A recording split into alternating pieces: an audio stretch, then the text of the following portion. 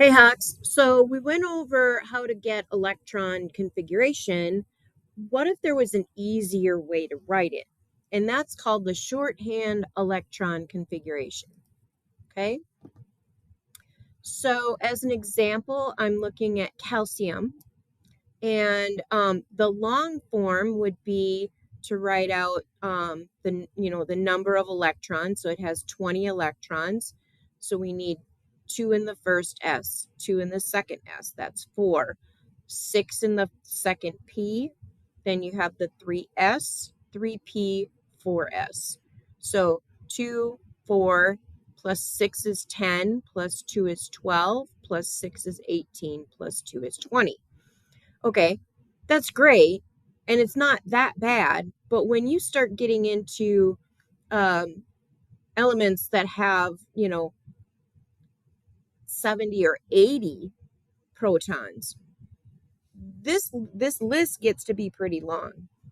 So the shorthand form of the electron configuration it's a shortcut, right? It's a shortcut made which makes the amount of writing less. So if we're looking at this,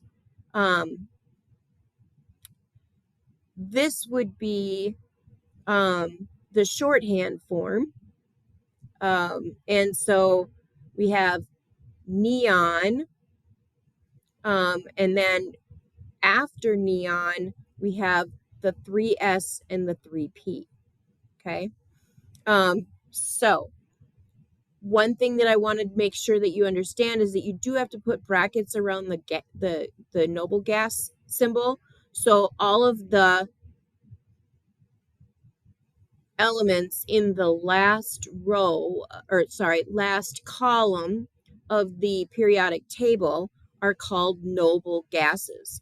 Okay, so make sure that you put that symbol in inside of brackets. Okay, so we're going to look at calcium again, and basically what you do is you find the element on the periodic table. So calcium is right here. Then we're going to follow the table backward to the last column. So if we go backward, here's our last column. Okay, so the element in that row before the element in this case is argon. So we're going to write AR in the brackets. Then we just finish with our